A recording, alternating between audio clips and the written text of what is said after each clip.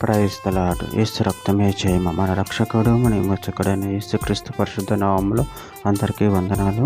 చిన్న ప్రార్థన ద్వారా ఉదయకాల వాక్యదానం చేసుకుందాము. పరిశుద్ధుడా మహాకరుడు అనే దేవ యేసయ్య, సర్వాధికారి మీకు వేలాది వందనములు కృతజ్ఞత స్తోత్రం చెల్లించుకుంటున్నాను.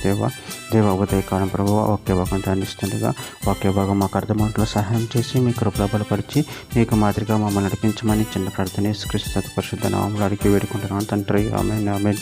కీర్తన గ్రంథం 19వ అధ్యాయం 13వ వచనము.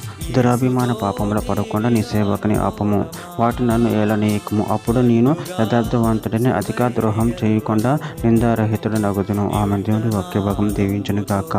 ప్రభునందు ప్రియులారా, ఇక్కడ వాక్య భాగంలో గమనించినట్లయితే దురభిమాన పాపంలో పడకుండా నీ సేవకుని ఆపము, వాటిని నన్ను ఏలనీయకం, అప్పుడు నేను యథార్థవంతుడిని అధిక ద్రోహము చేయకుండా నిందారహితుడు నగుదును. అదేవిధంగా వాక్య భాగంలో గమనించినట్లయితే పేతురు రాసిన 2వ పత్రిక 2వ అధ్యాయం 10వ వచనం, శిక్షలో ఉంచబడిన వారిని తీర్పు దినము వరకు కావలిలో ఉంచుటకును ప్రభు సమర్థుడు, మీరు తెగగలవారు స్వేచ్ఛాపారులనై మహాత్ములను దూషింప వెరవక ఉన్నారు.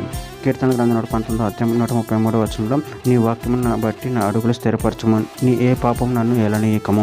రోమిలికి రాసిన పత్రిక 6వ అధ్యాయం 12-14 వచనాల్లో, కాబట్టి శరీర దురాశకు లోబడినట్లుగా చావునకు లోనైన మీ శరీరం మందు పాపమును ఏలనీయకుడు, మరియు మీ అవయములను దుర్నీతి సాధనములకు పాపములకు అప్పగింపకుడు. అయితే మృతుల నుండి సజీవులం అనుకొని మిమ్మల్ని మీరే దేవునికి అప్పగించుకుని మీ అవయముల నీతి సాధనమును దేవునికి అప్పగించుడి. మీరు కృపకై కానీ ధర్మశాస్త్రంకు లోనైన వారు కారు కనుక పాపం మీ మీద ప్రభుత్వం చేయదు.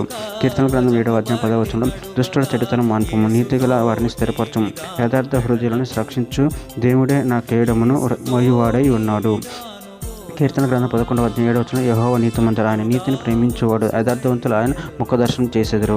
కీర్తన గ్రంథం 84వ అధ్యాయం 11వ వచనం, దేవుడైన యెహోవా సూర్యుడిని కేడమునై ఉన్నాడు, యెహోవా కృపయు ఘనతయు అనుగ్రహించును, యథార్థంగా ప్రవర్తించే వారికి ఆయన ఏ మేలును చేయక మానడు. యోహాను సువార్త 8వ అధ్యాయం 36వ వచనం, కుమారుడు మిమ్మల్ని స్వతంత్రులుగా చేసిన ఎడల మీరు నిజంగా స్వతంత్రులై ఉందురు. గళతీయులకు రాసిన పత్రిక 5వ అధ్యాయం 17వ వచనం, శరీరము ఆత్మలకు ఆత్మ శరీరములకు విరోధముగా అపేక్షించును, ఇవి ఒకదానికొకటి వ్యతిరేకముగా ఉన్నవి కనుక మీరేమి నిశ్చయించరు వాటిని చేయకుందురు. చివరిగా ఒక మాట, తెస్సలోనికీయులకు రాసిన 2వ పత్రిక 3వ అధ్యాయం 3వ వచనం, అయితే ప్రభు నమ్మదగిన వాడు, ఆయన మిమ్మల్ని స్థిరపరిచి దుష్టత్వం నుండి కాపాడును. ఆమేన్. దేవుడి వాక్య భాగం దీవించగాక. చిన్న ప్రార్థన చేసుకుందాము. పరిశుద్ధుడ మహాగణుడు అనే దేవ యేసయ్యని మీరు ఇచ్చిన వాక్యదాన్ని బట్టి ప్రభువును కృతజ్ఞతలు చెల్లించుకుంటూ, ప్రభువా నీ వాక్యమును గైకొని వాటిని నెరవేర్చేవారు ఉన్న శక్తిని బలను మాకు అనుగ్రహించి మీ కృపలో బలపరిచి మీకు మాదిరిగా మమ్మల్ని నడిపించమని చిన్న ప్రార్థన యేసుక్రీస్తు పరిశుద్ధ నామములో అడిగి వేడుకుంటున్నాను తండ్రి. ఆమేన్ ఆమేన్ ఆమేన్.